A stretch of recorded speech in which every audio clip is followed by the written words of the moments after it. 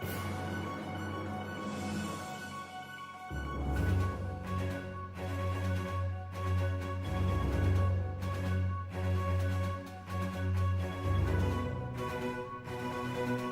de Mateus, capítulo 25, nós vamos ler do versículo 14 até o versículo 30. Eu confesso para vocês que eu ministrei essa palavra aqui não faz muito tempo, mas a semana toda me ficou martelando essa palavra aí para ministrar no sábado. Então, com certeza Deus quer falar com alguém a respeito disso aqui. E o tema da mensagem é erros que nos impedem de crescer e conquistar. Vou repetir, erros que nos impedem de crescer e de conquistar. Então vamos lá. Mateus 25, do 14 em diante. Aqui é chamado da parábola dos talentos. Diz assim: pois será como um homem que, ausentando-se do país, chamou os seus servos e lhes confiou os seus bens. A um deu 5 talentos, a outro 2 e a outro 1, cada um segundo a sua própria capacidade. E então partiu. O que recebera 5 talentos saiu imediatamente a negociar com eles e ganhou outros 5. Do mesmo modo que recebera 2, ganhou outros 2. Mas o que recebera 1, saindo, abriu uma cova e escondeu o dinheiro do seu senhor. Depois de muito tempo voltou o senhor daqueles servos e ajustou contas com eles. Então, aproximando-se do que recebera 5 talentos, entregou outros 5, dizendo: Senhor, confiaste-me 5 talentos, eis aqui outros 5 talentos que ganhei. Disse-lhe o Senhor: muito bem, servo bom e fiel, foste fiel no pouco, sobre o muito te colocarei, entra no gozo do teu Senhor. E aproximando-se também o que recebera 2 talentos, disse: Senhor, 2 talentos me confiaste, aqui tens outros 2 que ganhei. Disse-lhe o Senhor: muito bem, servo bom e fiel, foste fiel no pouco, sobre o muito te colocarei, entra no gozo do teu Senhor. Chegando por fim o que recebera 1 talento, disse: Senhor, sabendo que és homem severo, que ceifas onde não semeaste, e ajuntas onde não espalhaste, receoso, escondi na terra o teu talento. Aqui tens o que é teu. Respondeu-lhe, porém, o Senhor: servo mau e negligente, sabia que ceifo onde não semeei e ajunto onde não espalhei, cumpria, portanto, que entregasses o meu dinheiro aos banqueiros, e eu, ao voltar, receberia com juros o que é meu. Tirai-lhe, pois, o talento e dai-o ao que tem 10, porque todo o que tem se lhe dará, e terá em abundância, mas ao que não tem, até o que tem lhe será tirado. E o servo inútil lançai-o para fora nas trevas, ali haverá choro e ranger de dentes. Amém? Eu acredito que todos nós aqui conhecemos já essa passagem. Esse último versículo aqui é um pouco assustador, né? Não? Quando diz aqui: e o servo inútil lançai-o para fora nas trevas, ali haverá choro e ranger de dentes. Bom, queridos, essa passagem aqui ela é bem clara. Ela está se referindo a dons e talentos daquilo que nós recebemos da parte de Deus, da parte do nosso Senhor. Todos nós recebemos capacitações, habilidades, sabedoria, e a lista vai embora. E a pergunta é: o que é que nós fazemos com aquilo que nós recebemos? O que é que nós fazemos com essas qualidades, com esses dons, com esses talentos? O que é que a gente faz? E a minha pergunta já volta para você: o que é que você está fazendo com os seus talentos e com os seus dons, com as suas capacitações? eu queria aqui trazer alguma coisa a respeito disso, de erros que nos impedem de crescer e de conquistar. Eu gostaria de trazer aqui mais especificamente algumas coisas que vão te ajudar você a avoid those traps. Amém? Realmente você eliminar essas armadilhas da sua vida para que você não deixe de crescer e de conquistar. Não importa na área da sua vida qual seja. Se eu te fizer essa pergunta aqui, em qual a área que você sente que você mais precisa crescer? Porque cada um aqui está vivendo uma fase diferente da vida, não é verdade? Tem aqui os mais novos, tem aqui já adultos, jovens, tem lá casados, e tenho eu aqui que sou o mais velho da turma, né? Que já estou em outra fase. Mas eu me perguntei, né, a mesma coisa, em que área que eu preciso melhorar? Em que área que eu preciso crescer? Em que área que eu preciso avoid essas traps, como eu estou falando aqui? Realmente evitar isso aqui, para que eu possa continuar crescendo, para que eu possa continuar amadurecendo e melhorando em vários aspectos da vida. Amém?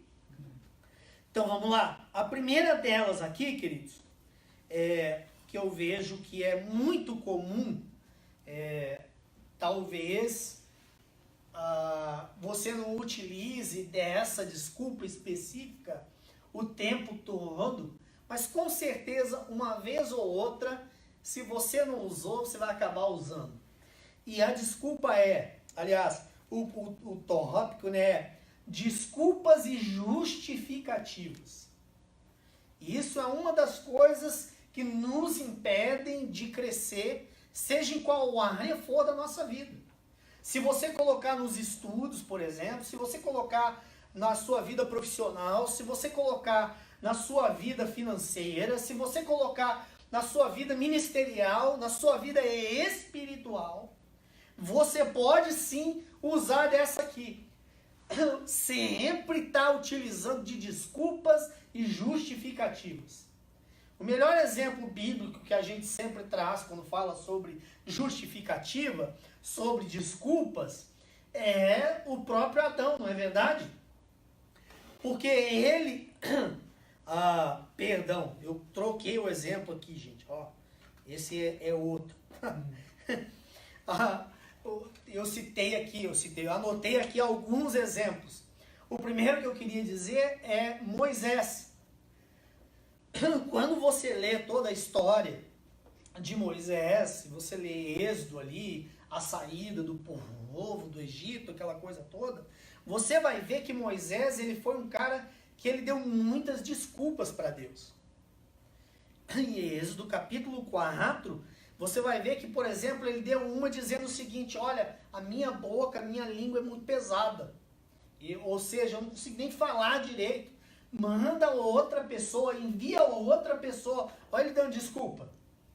Olha ele se justificando. Não, Senhor, eu não posso, porque eu sou whatever, eu sou gago, eu tenho problema na fala, tenho dificuldade na fala. E ele tentou usar isso como uma desculpa para não fazer aquilo que Deus tinha chamado ele para fazer. Então você vai perceber que a gente, por muitas vezes, vai utilizar de desculpas e justificativas. Por exemplo, você vai ver Jeremias, no capítulo 1, versículo 6.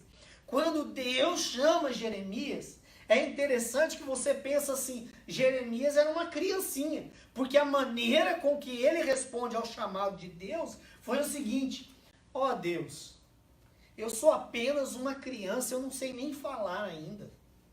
Ele já era um jovem, você está entendendo? E ele utilizou de uma justificativa, de uma desculpa que não tinha cabimento, não tinha razão nenhuma de ser. Ah não, eu não consigo nem falar direito.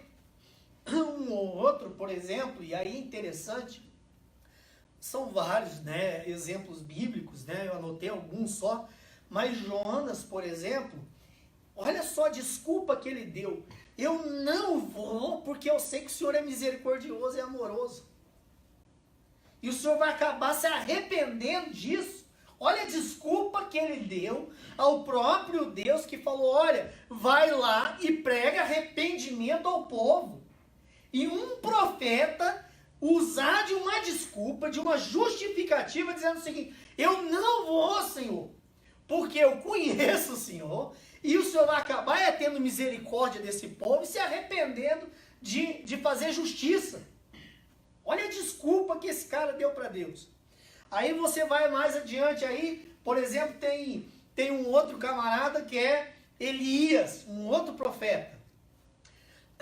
Eu vou resumir aqui bem essa história, mas Elias, depois dele ter feito assim, ter sido usado por Deus de uma maneira tremenda, poderosa, dele ter confrontado os profetas de Baal, mais os profetas dos postes e ídolos, que o total acho que eram 850 profetas ao todo, e ali ele faz a maior prova de Deus que a gente pode imaginar. Ele faz um deal com os caras. É o seguinte, quem responder com fogo, esse é o verdadeiro Deus. E aí ele falou, não, pode vocês começarem aí. E aí vão os caras, a Bíblia diz que eles se retalhavam com facas e lancetes. Se chicoteavam, se batiam, se cortavam e começavam a dizer, Baal manda fogo, Baal manda fogo. Nada, meu irmão, nada. E diz que eles ficaram de manhã até a tarde nessa resenha aí, não rolou nada. Aí ele falou, agora chegou a minha vez, faz favor aí, vamos colocar a água aí nesse altar. Pode jogar água. Não, pode jogar de novo. 3 vezes, estava transbordando. Ele só fez uma oração. Deus, para que hoje fique sabido em todo Israel que o Senhor é o único Deus, manda fogo. E a Bíblia diz que Deus ali manda fogo que seca toda a água, seca a terra, consome o altar, consome o holocausto todo. E ainda diz que ele sai dali e mata os profetas. Não sei, não me pergunte como é que um cara fez isso, né? Devia, não sei se tinha um time, ou Deus deu uma unção de samurai para ele, que ele matou 850 profetas. Aí a mulher de Acabe, a Jezabel, falou assim, amanhã a estas horas eu vou fazer o mesmo que você fez com os meus profetas.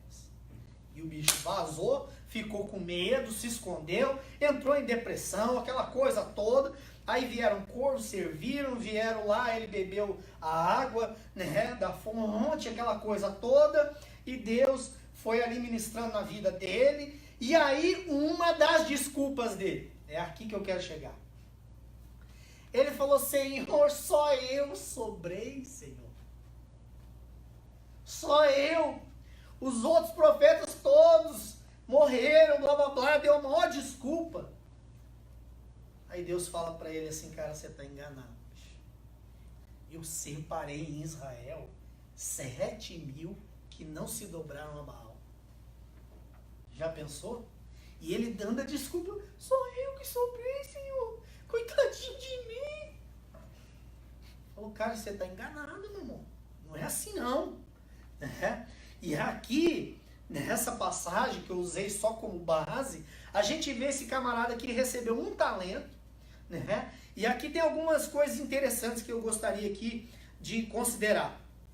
Primeiro, que os talentos foram dados segundo a capacidade de cada um. Ou seja, aquilo que Deus te entregou, aquilo que Deus confiou em você, é porque Ele já sabe que você tem capacidade de desenvolver aquilo. Amém? Então, se Deus te deu talento, se Deus te deu a capacitação, é porque Ele, de antemão, já sabia que você tinha a capacidade para exercer aquilo. Amém? Aí aqui, ele pega, e olha só a desculpa dele. Chegando por fim, no versículo 24. O que receberam um talento, disse, Senhor, sabendo que tu és homem severo, que ceifas onde não semeaste e ajunta onde não espalhaste. Receoso. Em outras versões fala, com medo, escondi na terra o teu talento aqui tens o que é teu. Com receio e com medo. E aqui sabe qual que foi a desculpa dele? Ele achava que o Senhor dele era muito severo, muito maldoso, muito, sabe o que? Injusto. Ou seja, ele tinha uma visão errada e deturpada do Senhor dele, e por isso ele deu a desculpa: eu não vou fazer por causa disso, porque tu és mau. Não é doido isso? Agora olha a outra também, que aqui, essa aqui é para não ter escape mesmo, tá? Mateus capítulo 21, do 18 ao 22, conta a parábola, a história da figueira. Que Jesus estava passando e ele viu uma figueira, foi buscar fruto na figueira e ali não tinha fruto. Agora olha o detalhe, não era tempo de fruto. Não tinha nada de errado com a figueira. Mas porque não tinha fruto, Jesus amaldiçoou. E eles foram para a viagem, quando voltaram, a figueira estava sequinha. A Bíblia diz que os discípulos ficaram impressionados. Ou seja, sabe o que isso me ensina, queridos? Nem a desculpa perfeita funciona para nós. Deus, ele não quer que você fique alimentando desculpas do teu coração. Amém? Que você não fique inventando justificativas. Ah, eu não posso melhorar por causa disso, eu não posso crescer por causa disso, eu não posso porque olha só, pastor, eu sou imigrante, olha só, pastor, eu não tenho dinheiro direito, olha só, pastor, eu não tenho carro direito, olha só, eu não tenho família, eu não tenho pai, eu não tenho mãe. Qual é a sua desculpa, a sua justificativa? E é interessante, queridos, deixa eu até voltar um pouquinho aqui, que isso aqui é uma coisa importante e que eu esqueci.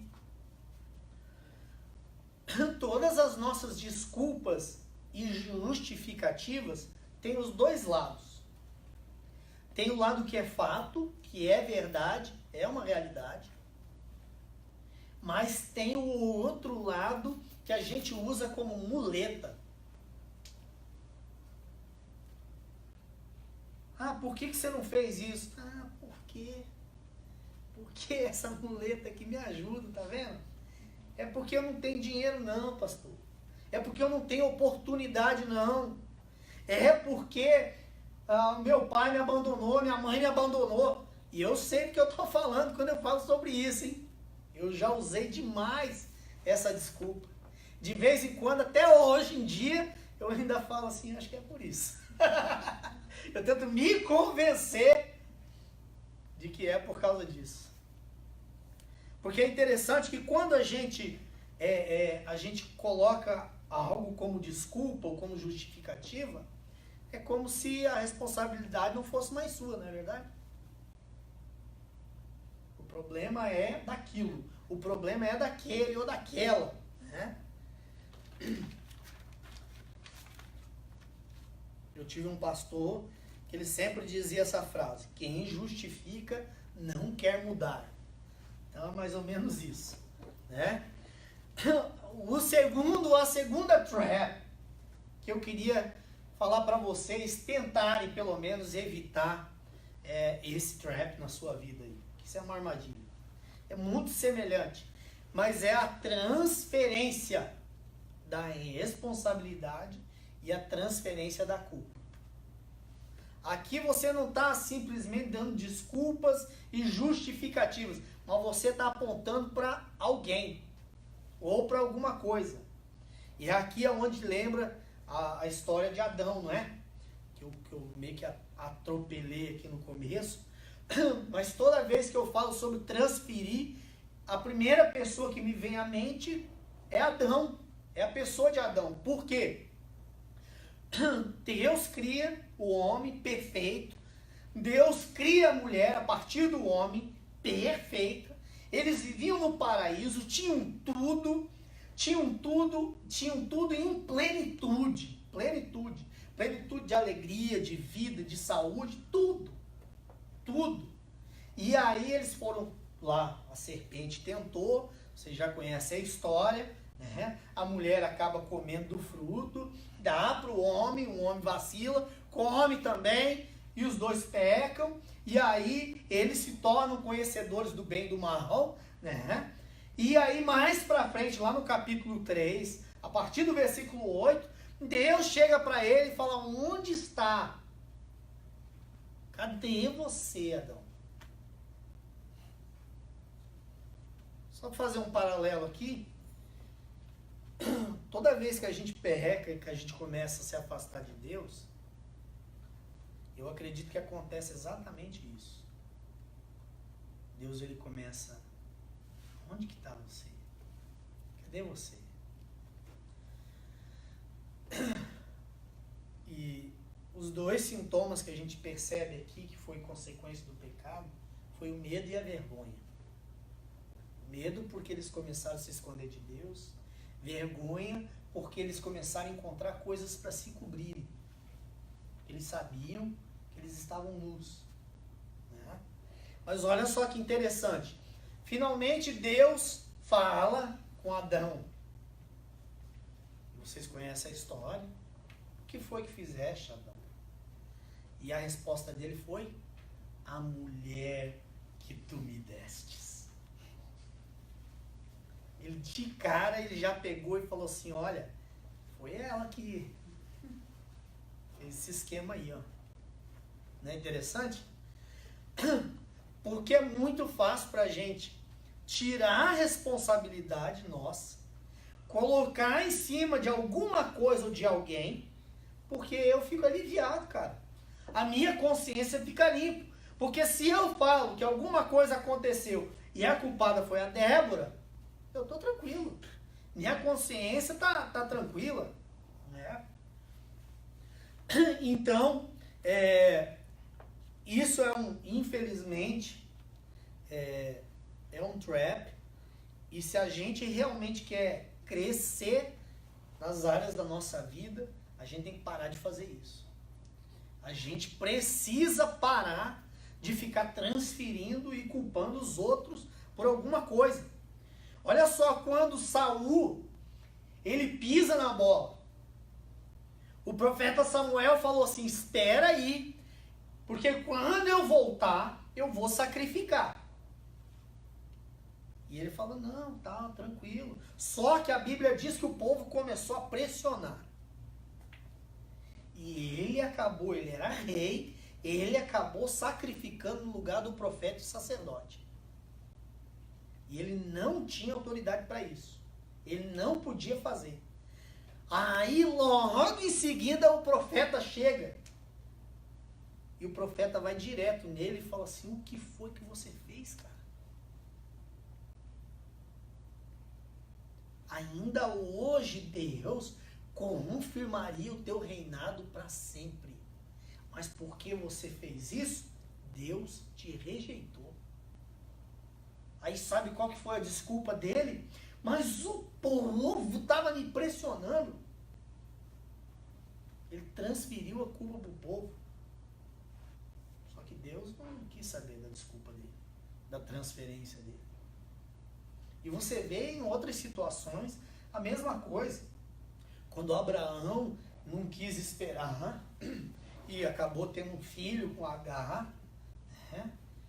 Você vai vendo que as pessoas começam a justificar e a transferir a culpa dos seus erros, a colocar em alguém ou em alguma coisa. Tá demorando demais, cara. Não é fácil? Difícil é para qualquer um lidar com o tempo. Difícil é para qualquer um ter que esperar o tempo certo das coisas. Não é verdade? É uma ansiedade que a gente cria, né? Eu aprendi logo no início da minha caminhada, ouvindo uma pregação, que o pregador dizia o seguinte, que a paciência é um equilíbrio entre a ansiedade e o desânimo. Nunca esqueci disso. Porque se você não tiver paciência para esperar alguma coisa, ou você vai para um lado ou você vai para o outro. Ou você vai ficar muito ansioso, querendo resolver o problema. Não, vou dar meu jeito. Deus não quer fazer, Deus não quer me dar. Eu vou dar um jeito disso aqui acontecer. Agora, do outro lado, se você não tiver paciência, você vai pro desânimo. Ah, Deus não quer mesmo. Deixa pra lá. E aí você fica desanimado, a incredulidade começa a entrar no teu coração. Acho que Deus não quer, acho que Deus não vai fazer, acho que isso não é pra mim. Né? Então, culpar sempre os outros, que não dá certo porque, como eu disse, às vezes é porque eu não tenho oportunidade, às vezes coloca a culpa na igreja, no pastor, no trabalho, no patrão, no professor, no técnico, no coach, né? Ou coloca no marido, na esposa, nos pais, ou na questão financeira, material, ou coloca nos amigos. Quantos de vocês já usaram essa?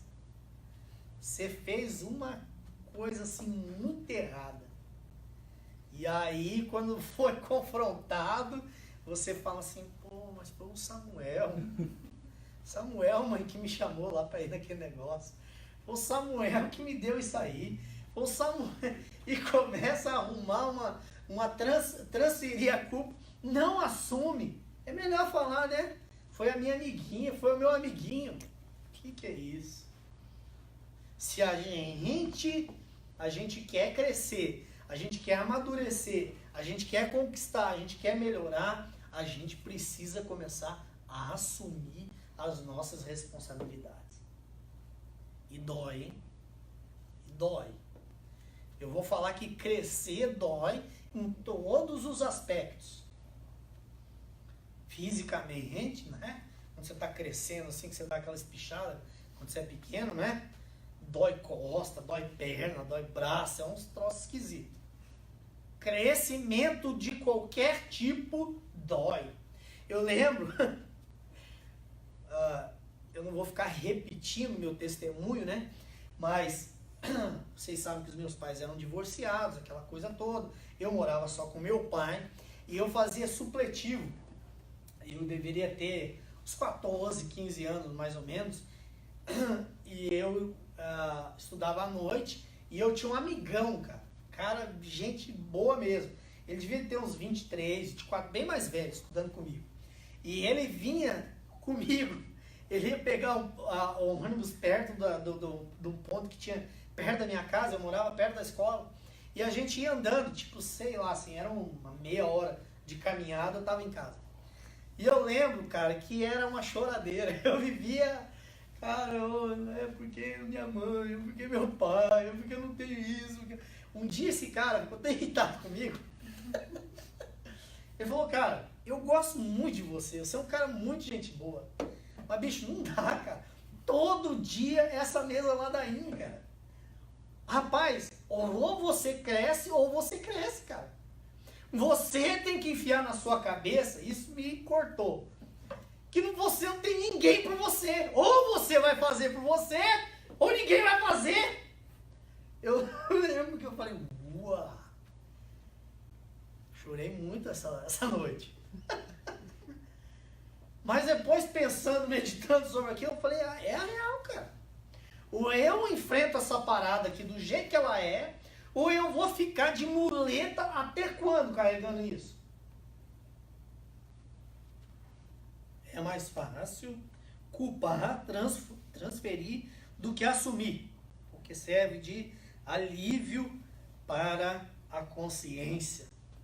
Aí tem também dentro desse tópico aqui, colocar aqui a culpa, né, naquilo ou em alguém que não tem nenhuma culpa, só para nos sentir melhor. E eu lembro de Balaão. Balaão, em Números capítulo 22, vocês vão lembrar do episódio engraçado que ele dá umas espancadas na mula. Porque ele não estava vendo o que estava acontecendo. Ele não viu o anjo na frente dele. E ele desceu o cacete na mula.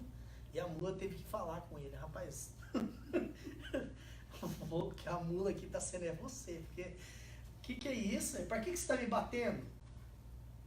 Pra que você tá colocando a culpa em mim, malandro? Você tá vendo que o anjo tá aqui na minha frente e eu não posso passar, animal? Ai, ai. 3. Então, número 1, desculpas e justificativas. Número 2, transferência de culpa ou de responsabilidade. Número 3, isso aqui é muito sério, te impede de crescer muito, é o orgulho. O orgulho não é à toa que Deus abomina, né? Eu já falei uma coisa aqui, é forte, pesado, né? Mas é uma das características que Deus olha para nós com certeza e faz uma alusão, uma comparação com Satanás. Porque Satanás ele caiu por causa do orgulho e também por causa da rebeldia. Eu até disse num culto aqui para trás que se tem 3 coisas que um homem faz, que Deus olha e fala assim, cara, eu não gosto disso, que está assim, impregnado de Satanás, é a mentira, a rebeldia e o orgulho. É coisa séria. Mas olha só, o orgulho é como se a gente colocasse uma blindagem. Meu irmão, eu já sei, você não tem que me ensinar. É a coisa que a gente mais ouve, cara. Quando você vai conversar com alguém, quando você vai aconselhar alguém, e que você fala assim, querido, se eu fosse você, eu faria. Não, eu já sei, pastor. Ué, então, tá complicado, né? Uma coisa muito parecida com orgulho, uma palavra chamada pedância. Pedância significa demonstrar conhecimentos que a pessoa não tem.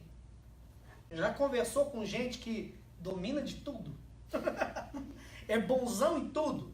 Você falou de música, é fera. Você falou de filme, é fera. Você falou disso, é fera. Você falou de construção, é fera. Tudo. Será que não tem uma coisinha que você não domina? Não é assim? É pedância. Uma pessoa que ela não admite ser ensinada por alguém. É não ter um coração ensinável. É não ter um coração humilde de falar assim, bicho, eu preciso aprender. Eu acho interessante, eu vou fazer 44 anos esse ano. Uau, casei com o Senhor. Nossa. Eu sempre digo, não parece, né? Não parece. Vocês acharam que eu tinha 30. Mas olha só. Por exemplo, essa semana, esse menino aqui me deu uma aula. Eita. Entendeu? Eu chamei o menino lá em casa e falei, eu preciso aprender essa parada aqui, irmão. Me ajuda aqui. Agora, por que eu vou dar um de arrogante, de orgulhoso, se eu não sei a parada? Irmão, seja humilde e fala, cara, eu não entendo nada disso aqui, ó. Não tem problema nenhum. Não tem complicação nenhuma com isso. Amém? E reconheça as suas limitações. E reconheça que você não sabe e não conhece sobre aquilo. Não tem problema nenhum com isso. Amém? Você não precisa ser o sabe tudo. Então o orgulho funciona como um bloqueio. Tem gente que fala assim, quem é esse para me ensinar alguma coisa? Quem é essa para me ensinar alguma coisa? Olha quantos anos que eu tenho. Vai. E eu já apanhei muito nisso, por isso que eu tô falando, tá? Aqui fala. Eu sempre certo, sempre tem razão. Sempre quando eu falo sobre liderança, eu falo sobre flexibilidade, né? Qualquer estrutura rígida, ela quebra. A gente precisa ser flexível, amém? Tem hora que a gente tem que falar assim, não, bicho, eu pensava assim, mas realmente estava errado. Não tem nada de errado com isso. Você ter convicção, né? Eu vi uma frase, até falei para minha esposa, né? Porque você é um cabeça dura. Não, sou convicto. Diferente, né? Uma maneira diferente de você falar. Mas uma convicção que ela é imutável, isso é burrice, isso é ignorância. Amém? Porque nem tudo aquilo que você crê 100% está correto. Tem vezes que você pisa na bola. desenvolver uma linha de entendimento, de pensamento que está errado. E aí, esteja aberto para alguém, né, te dar algum outro argumento para você mudar e aprender coisas novas. Amém? Então, show, orgulho. Você quer ver um outro trap? A procrastinação. No Brasil é traduzido por empurrar com a barriga. Amanhã eu faço. Semana que vem eu faço. No mês que vem eu faço. A mãe e o pai tá assim, limpa esse quarto aí, limpa esse quarto aí. Ó, tá Deus falando. Deus falando. Amanhã eu faço, mãe, amanhã eu faço. Vai fazer esse trabalho aí, rapaz. Não sei, não tem um due date aí. Faz essa parada. Não. Vai, deixa até o dia anterior e olha lá. Aí tem que ficar a noite toda. Já fez isso? Ó. Deus falando. Procrastinação. Amanhã eu faço, amanhã eu oro, amanhã eu leio a Bíblia, amanhã eu faço isso, amanhã eu pago as contas, amanhã, meu irmão. Isso é uma complicação para a sua vida. Cuidado com isso, porque amanhã pode ser muito tarde. E as consequências daquilo que você vai empurrando e deixando para amanhã pode ser extremamente ruins para a sua vida. Pode trazer consequências bem ruins e muito amargas para você. Outra desculpa, aliás, outro trap, é o comodismo ou conformismo. Pessoas que assim, a frase preferida dela é, tá bom, tudo tá bom. Ah, você quer comprar uma TV nova? Não, essa tá boa. E esse carro velho aí caindo os pedaços? Tá bom. E esse móvel velho aí? Não tô falando de gente que pode e que não pode, isso é uma outra coisa. Tô falando de gente que tem essa mentalidade. Tá bom, tem condições, mas aquilo tá bom. Por que você não faz isso na sua vida? Por que você não faz aquilo? Por que você não se empenha mais? Tá bom sim, tá bom. A palavra de Deus diz em Romanos, capítulo 12, que o quê? Que a gente não deve se conformar com este século. Mas a gente precisa transformar pela renovação da nossa mente. Isso é lógico que está relacionado à nossa vida espiritual, à nossa vida de relacionamento com Deus, em relação aos nossos conceitos, aos nossos valores, mas a gente pode aplicar em outras áreas. Amém? Meu irmão, transforma, renova. Amém?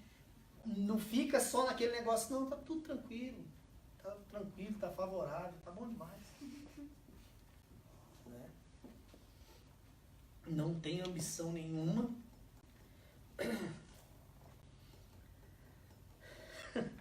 Anotei uma frase aqui de um filósofo muito importante. Ele disse assim, se você só fizer o que você pode fazer, você nunca será mais do que você já é. Quem sabe quem disse isso? O Kung Fu Panda. Kung Fu Panda. Vou repetir, olha que profundo. Se você só fizer o que você pode fazer, você nunca será mais do que você já é. Não é lógico? Kung Fu Panda, um filósofo, né? Olha um outro trap aqui, e que isso é um pouquinho mais deep, mais profundo, mas que a gente tem que cuidar e tratar disso. Sentimento de incapacidade. Aí não é nenhum disso aqui que eu estou falando aqui para trás. É um sentimento de incapacidade. Aí eu não vou fazer o meu degree porque eu não tenho capacidade para isso. Eu não tenho inteligência para isso. Eu não tenho sabedoria para isso. Eu não tenho. Eu não consigo. Eu não sou capaz. E aí entra medo, entra insegurança. O medo e a insegurança também de crescer. O medo e a insegurança que é produzido pela vida adulta, pela maturidade. Não é desesperador, Samuca, quando você mudou lá para morar sozinho? Como é que foi o primeiro mês sem mamãe, sem papai? Ah, primeiro mês eu voltava todo final de semana. Desespero. Agora eu tô vivendo lá. Aí já... Mas é normal, é comum, só que você tem que vencer isso. Você tem que enfrentar isso, amém? Deus, ele te deu a capacidade para isso. Sentimento de incapacidade, ou seja, algo muito mais profundo, às vezes está relacionado com a baixa autoestima. A pessoa pensa muito baixo a respeito dela. Tudo é muito pequeno, tudo é muito ruim, ela não é boa o suficiente, ela não é capaz o suficiente, ela não é bonita o suficiente, não é inteligente o suficiente. Parece que tudo está faltando. Sentimento de incapacidade. E aí, queridos, vai ler o Salmo 139 e ora muito para Deus abençoar, edificar sua alma e ministrar sobre a sua autoestima. Amém? Porque você é o único, você é especial. Amém? Sim ou não? Sim. Glória a Deus aí para metade um amém. Você quer ver um outro trap muito comum que é semelhante à procrastinação? É não administrar bem o tempo. Rapaz, como tem gente ruim de negócio, viu? Falta de disciplina, falta de organização e falta de responsabilidade. Não administra bem o tempo. Não tem um cronograma assim, diário, semanal, mensal, não tem. Vamos levando a vida do jeito que dá, meu irmão. Pô, esqueci de pagar a conta ontem e tal, paga aqui, porque eu recebi o notice. Não tem organização nenhuma e passou o aniversário da minha mãe, nem lembrei. O aniversário do meu irmão, caramba.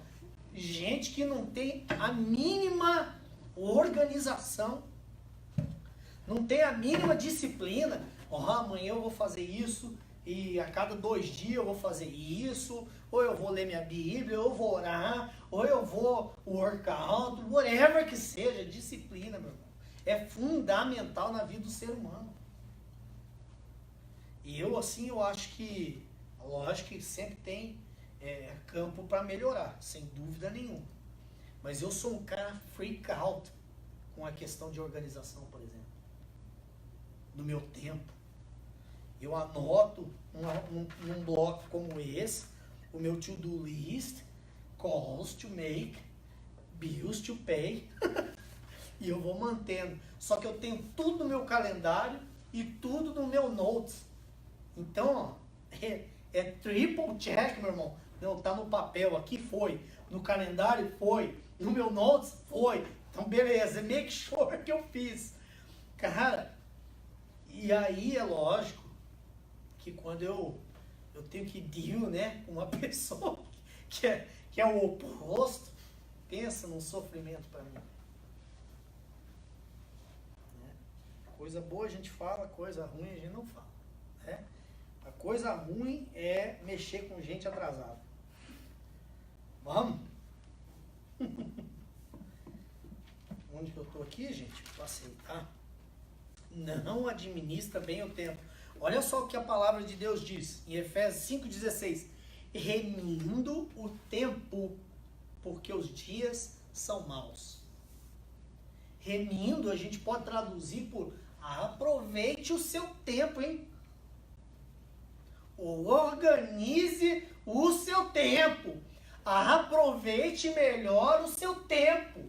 Porque às vezes as pessoas estão passando muito tempo em coisas que não tem benefício nenhum para elas, como entertainment, videogame, Netflix, mídia social, seja lá o que for. E gasta pouquíssimo tempo naquilo que é importante. E aí vai o 8º tópico, que é o seguinte: Pessoas que têm prioridades erradas. Tem a ver com isso. Em cima da questão do tempo, ainda tem Salmos. Anotei aqui um salmo interessante, 90. Salmos de número 90, versículo 12, que diz o seguinte: ensina-nos a contar os dias para que alcancemos corações sábios. Irmão, aprenda a lidar com o seu dia a dia. Aprenda a lidar com o seu tempo. Isso aí vai te ajudar demais. Prioridades erradas. Em que você está investindo? No que você está investindo seu tempo? No que você está investindo seu dinheiro? No que você está investindo sua energia? No que você tem gasto horas e horas por dia? Eu não estou dizendo aqui porque acho que é importante ter esse equilíbrio, né? E ter isso bem equilibrado na sua vida. Eu não estou dizendo que você não tem que ter um momento de lazer. O lazer, ele te ajuda você a organizar a sua vida também. Você precisa dar um relax. Né? Eu não estou dizendo que você tem que virar uma pessoa obcecada. Não, porque se eu ficar aqui meia hora sem fazer nada, meu Deus do céu, eu tô... Aí você está num outro extremo. Você está entrando numa obsessão. Amém? Mas no que você está gastando seu tempo? No que você está investindo o seu tempo? Será que são coisas que edificam a sua vida e edificam a vida de alguém? Ou você só está passando o tempo mesmo? Não está produzindo nada. Não está fazendo nada com nada.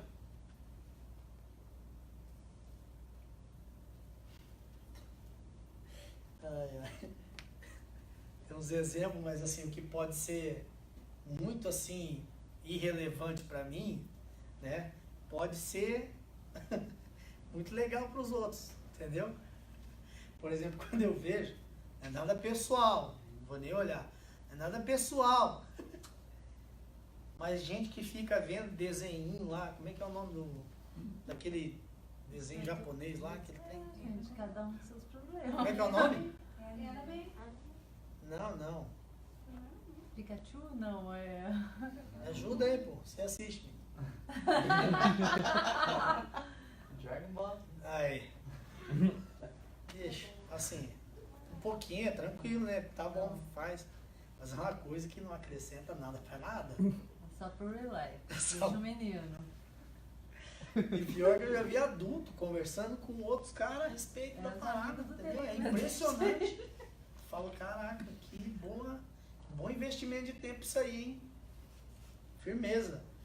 É que a gente não pode julgar porque o telhado é de vidro. É. Você fala de uma coisa lá, daqui a pouco, mas você faz isso e aquilo.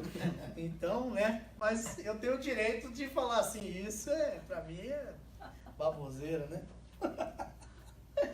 Ai. No que você tem colocado suas prioridades. E, por último lugar, diga glória a Deus. Meu Deus. Olha. Negatividade. Negatividade. É impressionante como tem gente que é extremamente negativa. E isso impede qualquer um de crescer, não. E reclamou também, né, pastor? Ó, tá dentro, filho. Ó, tá dentro do negativo. Fala, Senhor, é isso Porque, mesmo. lógico, que só vai reclamar. Yeah. Não tem esperança de nada, não tem fé que vai melhorar, não tem confiança que a coisa vai andar e que algo bom vai acontecer. Para onde olha, vê coisa negativa. Para onde olha, vê reclamação e murmuração. Murmuração e reclamação foi um dos pecados por que o povo de Israel não entrou na terra prometida. Porque eles eram murmuradores e reclamantes. Negatividade. Olha só, queridos, deixa eu falar uma coisa aqui, porque senão fica parecendo assim, o pastor está apontando o dedo. Eu acredito que todos nós, e eu estou bem incluído nesse bolo aí, todos nós utilizamos disso aqui uma vez ou outra.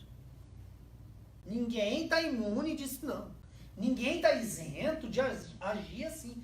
Mas o que eu estou querendo trazer para vocês hoje é, preste atenção se isso está sendo uma prática habitual na sua vida. Se for, começa a orar a Deus, me ajuda. Eu não quero mais isso para minha vida, não. Eu quero caminhar, eu quero melhorar, eu quero crescer, amém? Porque senão a gente começa a se cercar de um monte de proteção, como essas aqui, e você fica patinando. Você não vai para lugar nenhum. Aí você só vai fazer aquilo que é de extrema obrigação e that's it. Você vai andar no nível da mediocridade. Essa palavra é feia, mas é no nível da média. Porque tem gente que só estuda o que é para estudar. Se o professor fala assim, ó, você estuda da página tal a tal, ele não vira a página para ver o que está do outro lado. Não estou apontando ninguém, não precisa.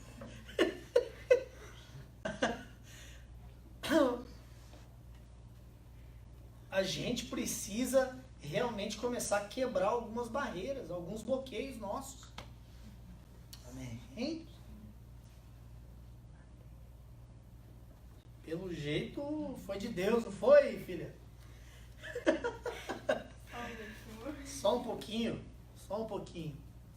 Então, gente, vamos se colocar de pé agora. Eu quero orar com você. Não